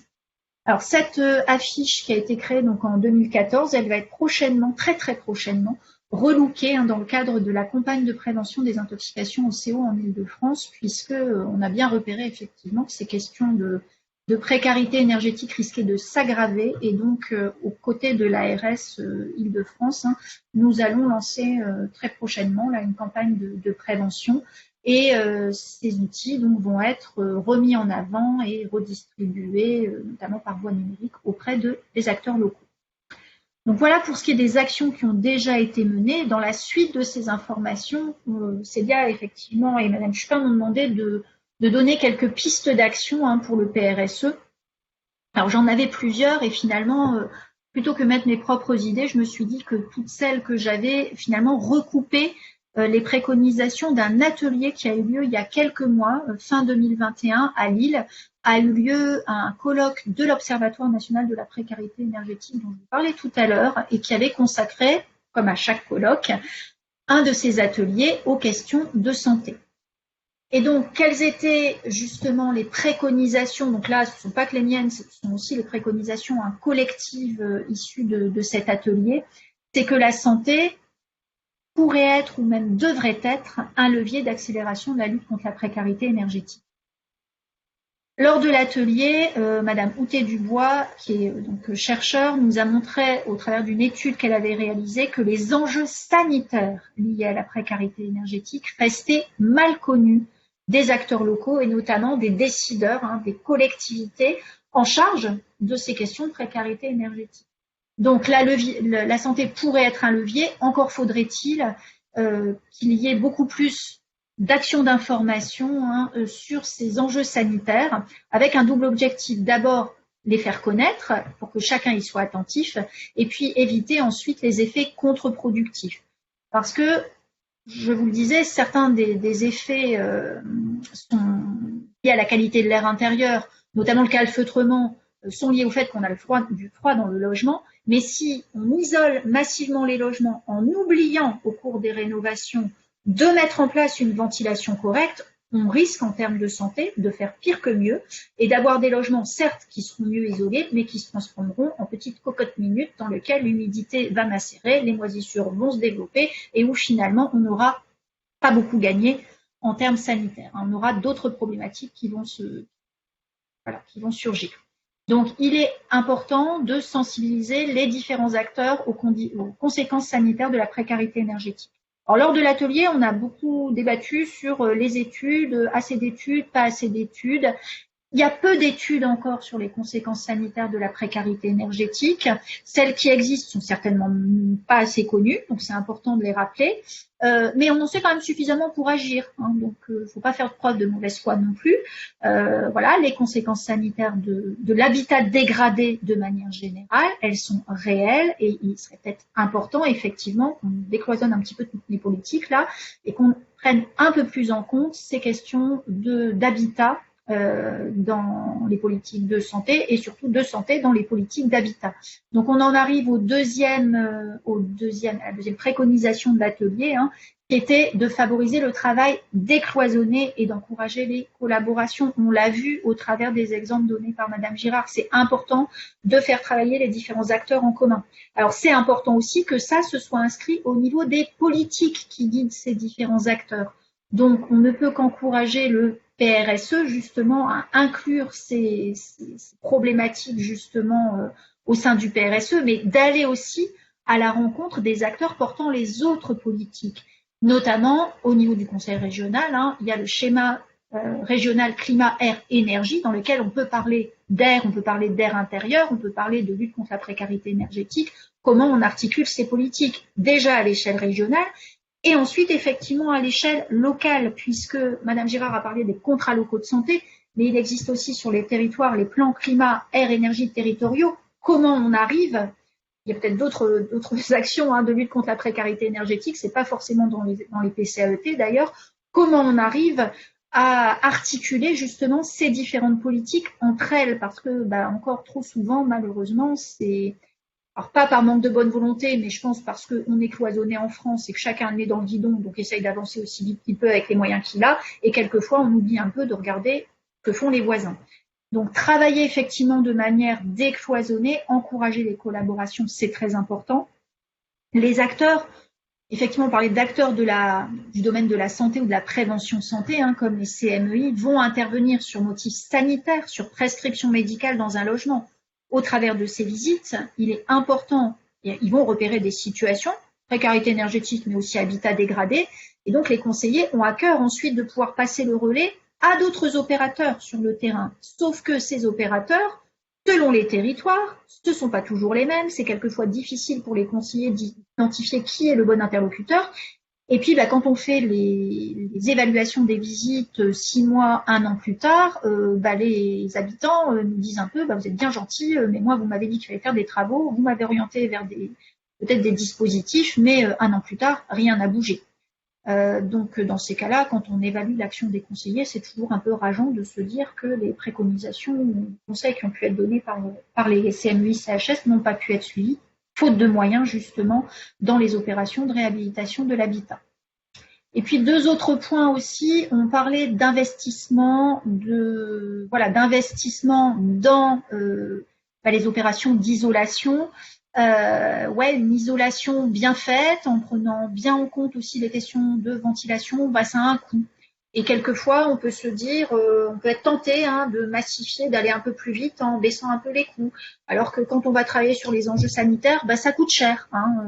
Oui, mais en même temps, isoler les logements avec une bonne ventilation, ça a un effet positif sur la santé, puisque je vous ai montré tous les effets négatifs. Il faut se dire que quand on met en place une action de réhabilitation, au contraire, on va avoir un gain sanitaire. Alors qu'on a encore un peu de mal à estimer peut-être, mais des travaux très récents sont parus en France, là, donc ça va nous permettre d'étayer justement les plaidoyers destination des acteurs locaux. Donc il est important aussi de faire conscience qu'à terme, il y a un caractère rentable justement de ces actions de lutte contre la précarité énergétique et notamment au travers des gains de santé et de confort de vie des populations qu'on va accompagner. Puis là, je vous ai beaucoup parlé du froid. C'est vrai que c'est la période, on va entrer en période hivernale, mais l'été et ses épisodes caniculaires nous a bien rappelé que les logements qui n'étaient pas très bien isolés n'étaient pas non plus aptes à faire face à des températures très élevées. Donc, il faudra aussi, dans les enjeux à la précarité énergétique, penser aussi aux effets liés aux températures élevées.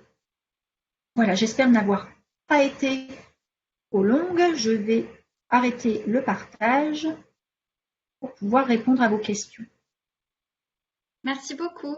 Alors, il y a des questions dans le chat. Une personne demande si toutes les ARS ont diffusé l'affiche sur le bras zéro. Alors, je peux y répondre. Elle est disponible sur le site de l'ARS Île-de-France. Donc, vous pouvez y avoir accès. Une autre question sur les moyens de chauffage pas chers et sans risque sanitaire qui peuvent être proposés aux utilisateurs de bras zéro ou de poêle à pétrole. Alors là, appareil pas cher, enfin ça dépend vraiment des conditions. Là, tu me poses une colle. Là, j'invite vraiment à se rapprocher j'allais dire des opérateurs compétents dans ce domaine-là. Ce qui est sûr, c'est qu'il y a une question d'usage du chauffage, de conditions d'habitat aussi. Comme on dit. Alors les bras zéro, c'est à éviter fortement. Bon, les poêles à pétrole en cas de pathologie respiratoire, de présence de jeunes enfants, je le déconseille aussi très très très fortement. En même temps, c'est toujours compliqué quand il n'y a pas possibilité d'avoir des moyens alternatifs. Et cette question des moyens alternatifs, elle n'est pas simple. Et d'ailleurs, c'est pour ça que dans la superbe affiche Brasero que je vous ai présentée, justement, on a buté sur la dernière diapo. Alors, si je la ressors, vous avez il y avait un récit, effectivement. Alors, je vais essayer de la repartager. Il y avait un récit. Et à la fin, alors, est-ce que je vais réussir à la repartager? Hop, on partage, voilà, partager l'écran, excusez-moi. Hop. Alors, est-ce que j'ai réussi à repartager mon écran? Est-ce que vous voyez la fiche? Alors, à la fin, voilà, ils sont intoxiqués, le médecin leur dit c'est pas bien, ça le Brasero, on le met dehors. Et à la fin, là, on avait essayé de mettre une slide justement avec, on met un pull, c'est une préconisation qui est très donnée en ce moment. Bon, mais sauf que mettre un pull, c'est peut-être pas si simple, effectivement. Et on avait essayé de mettre un mode de chauffage alternatif, mais pas trop cher, à côté. Et on y a renoncé justement parce qu'on n'avait rien à conseiller à l'époque. C'était pas si simple en fait de répondre à cette question. Voilà, donc désolée, là ça passe ses compétences et je renvoie vers les acteurs de l'amélioration de l'habitat, Réseau Rappel notamment, qui fédère tous ces acteurs-là qui luttent contre la précarité énergétique, où il y a certainement des personnes qui répondraient beaucoup mieux que moi à la question. Et d'ailleurs, certains nous écoutent. Vous pouvez peut-être mettre des éléments dans le chat. Il y a d'autres questions très très rapidement parce qu'on arrive à la fin du webinaire sur l'usage des convecteurs électriques qui sont en règle générale qui sont onéreux.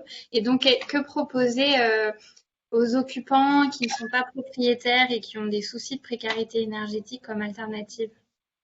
Donc, c'est un peu le même sujet. C'est aussi le même sujet là pour tous pour les occupants qui ne sont pas propriétaires comme pour les propriétaires occupants qui ont du mal à trouver des solutions. Il y a effectivement, différents selon les territoires, des guichets uniques, des acteurs comme les espaces info énergie, tout le réseau ça s'appelle encore les pactes quelquefois, des Solia. Il y a les ADIL aussi qui peuvent être mobilisés. Donc, il y a des acteurs, effectivement, qui peuvent accompagner l'occupant pour trouver la meilleure solution.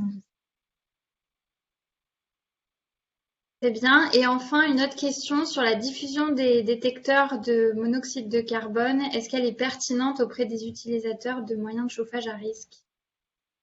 Alors, grande question. Ou pas rendre obligatoire les détecteurs de monoxyde de carbone? C'est quelque chose qui revient régulièrement. On discute souvent avec les ARS. Avoir un détecteur peut être intéressant, mais il faut bien se fier uniquement à son détecteur.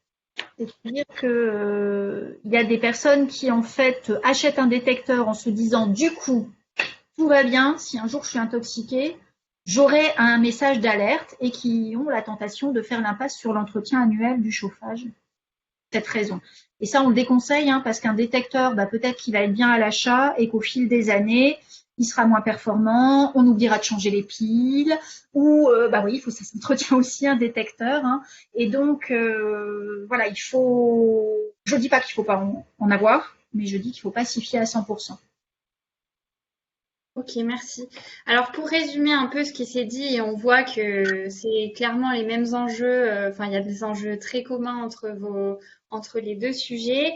Il y a un enjeu de sensibilisation d'acteurs périphériques et d'acteurs d'amélioration de l'habitat et des personnes qui interviennent dans l'habitat qui est majeur.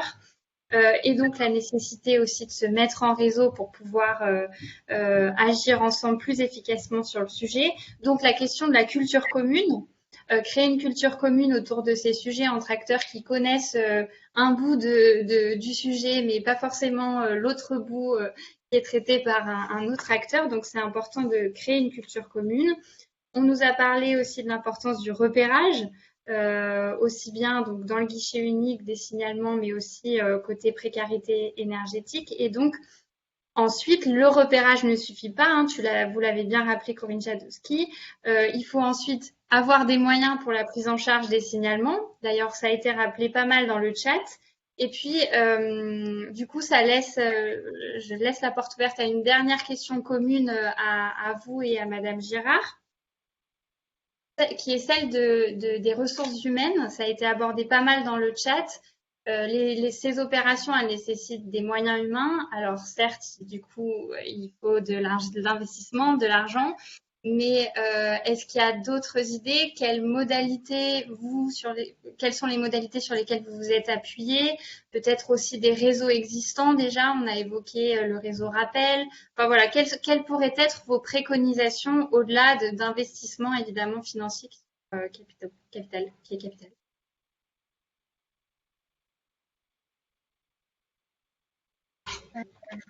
Alors, je ne sais pas si Madame Girard veut répondre. Allez-y, je compléterai. Voilà. Parce que moi, je reviens effectivement sur ces questions-là et je balayais un petit peu le chat en même temps, hein. Alors, on parlait tout à l'heure aussi d'intoxication au monoxyde de carbone, hein. Il y a un point que j'ai oublié. En t'écoutant faire la synthèse, Célia, je me suis rendu compte qu'il y a un point que j'ai oublié, c'est la vigilance vis-à-vis des symptômes. Parce que les symptômes aigus, hein, quand il y a une intoxication aiguë, une prise en charge, en fait, c'est le haut de l'iceberg. Il y a déjà, je l'ai dit, hein, avec les chauffages de fortune, toute la question d'intoxication chronique au monoxyde de carbone, avec des effets sur le long terme, hein, qui peuvent être très insidieux. Mais après, faut savoir qu'au début, ce sont quelquefois les premiers signes qui vont faire qu'il y aura une intoxication aiguë par la suite. Et quand on avait interrogé avec l'ARS Hauts-de-France des personnes intoxiquées au monoxyde de carbone, on voyait que beaucoup avaient ressenti les symptômes en amont, plusieurs jours avant, voire plusieurs semaines quelquefois, sans forcément y avoir pris garde. Et c'est vrai que quand on va chez son médecin ou quand on voit son pharmacien et qu'on se dit en ce moment j'ai un peu mal à la tête, je suis un peu barbouillé, j'ai des nausées, etc., on va plutôt penser à une gastro, hein, avant de penser à l'intoxication au monoxyde de carbone. Donc pour les professionnels de santé aussi, avoir le réflexe quelquefois d'interroger sur le mode de chauffage. Je pense, Célia, qu'on l'avait dit peut-être, je ne sais plus si on l'avait dit dans le guide qu'on avait fait à destination des médecins, mais penser à interroger effectivement sur le mode de chauffage, déjà, ça peut être un premier réflexe à avoir en mode hivernal. Donc ça, là, je m'adresse plutôt aux professionnels de santé, mais aussi dans les centres sociaux, hein, dans les lieux où on va aller à la rencontre justement des publics susceptibles d'utiliser ces chauffages de fortune, avoir quelquefois le réflexe quand la personne se plaint, hein, on dit moi peut-être je suis pas bien. Alors ça peut paraître intrusif, hein, c'est toujours délicat de poser la question, mais t'as quoi comme chauffage? Moi le jour où j'ai posé la question à ma grand-mère qui se plaignait de pas être bien, de savoir si elle avait entretenu sa chaudière, je me suis fait vertement rembarrer en disant qu'évidemment elle le faisait tous les ans et c'était pas moi qui allais lui apprendre la vie. Mais en même temps, poser cette question, ça peut peut-être permettre quand même de sauver des vies, hein, et d'aider les personnes. Donc, être attentif aux symptômes, c'est une des premières choses effectivement qu'on dit dans les campagnes d'information. Et là, je dirais que plus il y a de monde sensibilisé, mieux c'est. Hein, qu'il y ait un peu une culture commune là-dessus, c'est important. Et d'ailleurs, dans les acteurs relais, là, il y a parmi nos bénévoles à la PPA, on a une maître de conférence à l'université, hein, mais qui fait régulièrement des interventions sur l'air intérieur dans les collèges. Et elle relate souvent une anecdote qu'on avait mise en avant une année dans une campagne d'information où un collégien, en fait, s'est rendu compte un jour en discutant avec sa grand-mère et autres, a repéré les symptômes et a sauvé comme ça toute sa famille. Elle m'a dit ça marche super bien auprès des collégiens de dire si vous êtes attentif aux symptômes, vous pouvez vous sauver la vie et sauver la vie de vos proches. Donc, cette question d'être attentif aux symptômes, je pense qu'elle est importante, hein. Il est important de répéter ça. Et ensuite, on parlait de travail en réseau, encore une fois, hein, je reviens sur l'articulation, la massification aussi de certaines actions, hein, parce que là, je voyais dans le chat, que ce soit pour le repérage, que ce soit pour le travail en réseau, il faut que chacun ait le temps d'aller vers l'autre. Parce que dire on va travailler en réseau, on l'a très bien vu avec les exemples donnés par Madame Girard, ça passe pas que par des fiches à remplir et des cases à cocher. ça parte aussi sur une connaissance des contraintes de l'autre. Hein. Oui, bah, les pompiers, ils auront peut-être pas le temps de remplir une fiche de signalement. Bah, allez, c'est pas grave, on trouve une autre solution. On prend leur dispositif à eux et on rajoute 3 cases. Et là, on voit que ça marche. Bon, ça marche aussi parce que le préfet active peut-être les choses, hein, j'en ai bien conscience, mais voilà, essayer de comprendre aussi peut-être les contraintes des autres acteurs pour essayer de s'articuler le plus efficacement possible sans forcément non plus devoir construire des usines à gaz. Voilà, j'ai peut-être pas répondu exactement à ta question, Célia. Hein. Peut-être juste en complément du coup, parce qu'après je pense que ça va être la fin du webinaire. Je pense qu'effectivement le travail en réseau et en mettant un peu tout le monde en musique, comme on a dit, c'est vraiment une des clés parce qu'on a toujours le sujet de à moyen constant, comment on fait plus. Et du coup d'agir bien en complémentarité les uns avec les autres. Je dirais aussi qu'un des sujets, c'est de s'appuyer sur ce qui existe déjà et de pas forcément toujours réinventer les choses. On a des contrats locaux de santé, on a des acteurs, des professionnels de la santé sur le terrain qui sont déjà structurés, organisés et peut-être voilà d'essayer de davantage mieux comprendre comment ils sont organisés et s'appuyer sur eux. Ça nous permet peut-être aussi voilà à moyen constant d'aller un peu plus loin. Et nous, on est très friands en Seine-Saint-Denis de tout ce qui est expérimentation aussi, parce qu'on voit que voilà, on a un territoire qui est extrêmement dynamique avec des personnes qui sont.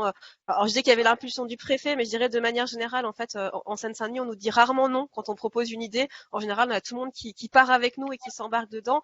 Et du coup, voilà, en expérimentant sur un petit territoire des dispositifs, en vérifiant leur efficacité et ensuite en les généralisant, c'est aussi un moyen, voilà, de déployer nos ressources sur des dispositifs dont on a pu vérifier en amont l'efficacité.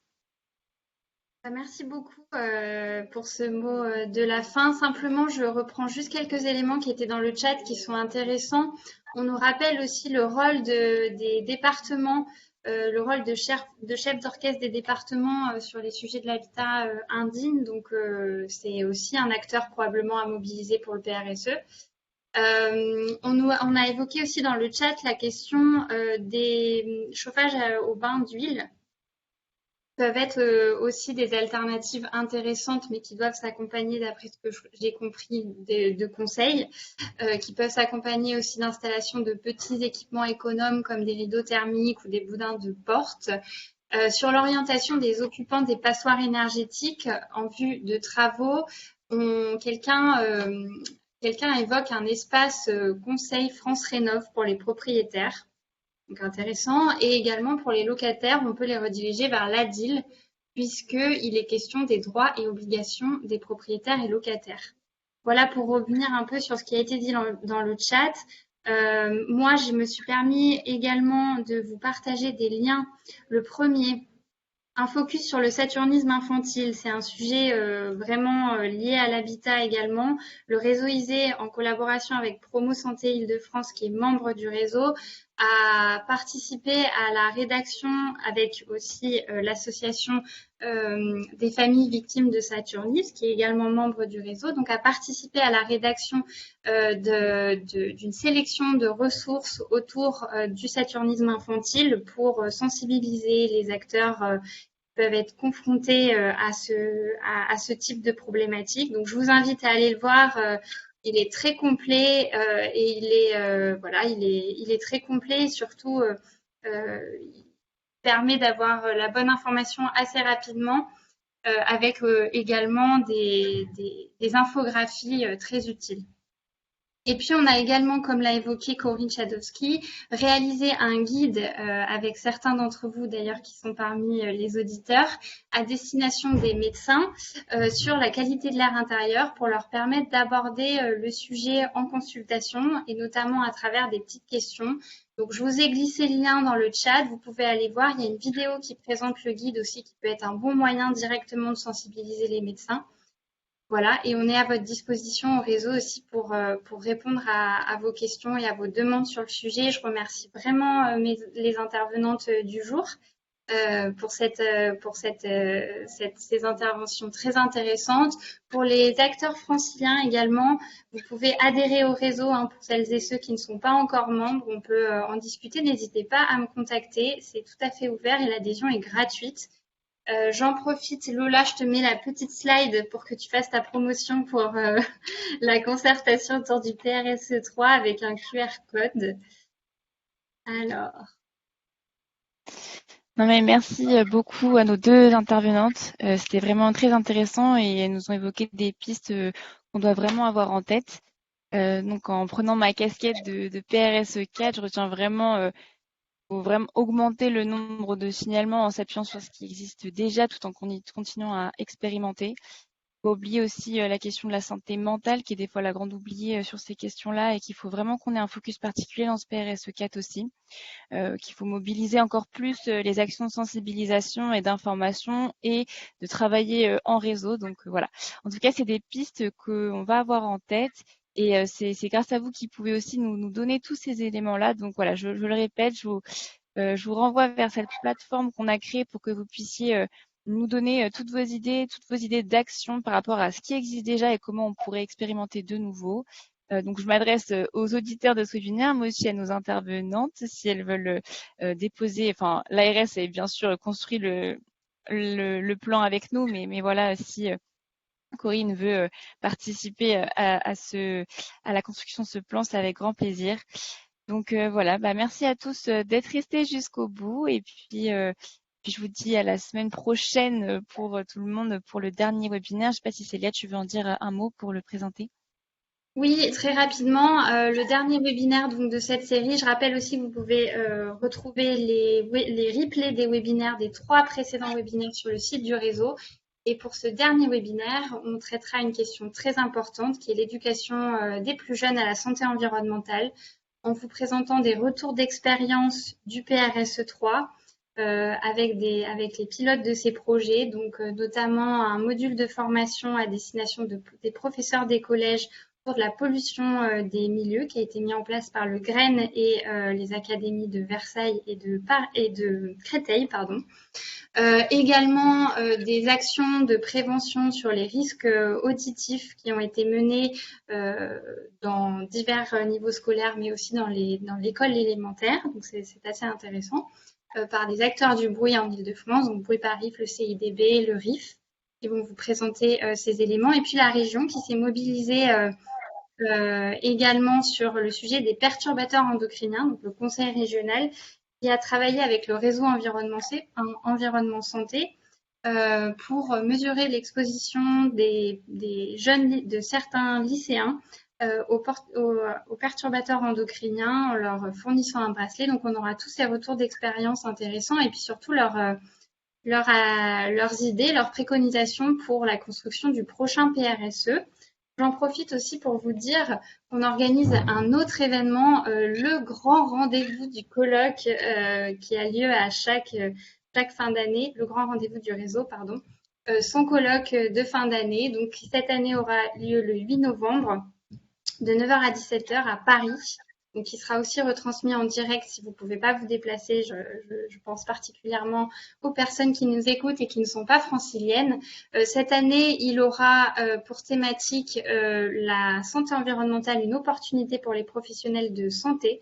On essaiera de montrer comment est-ce que la santé environnementale peut permettre d'améliorer, enfin de peut-être mis au service des pratiques des professionnels de santé. Il n'est pas simplement un fardeau et quelque chose de plus à mettre à porter pour les professionnels de santé, mais vraiment une opportunité. Donc, on vous invite à participer à ce colloque qui est gratuit et ouvert à tous et vous pouvez d'ores et déjà vous inscrire sur le site du réseau. Voilà, je crois que j'ai beaucoup trop parlé. Je vous dis simplement qu'il y a le questionnaire de satisfaction qui va s'afficher quand vous allez quitter l'événement. Vraiment, répondez-y, ça nous permet d'améliorer nos événements. Voilà, merci à tous et à toutes. Merci.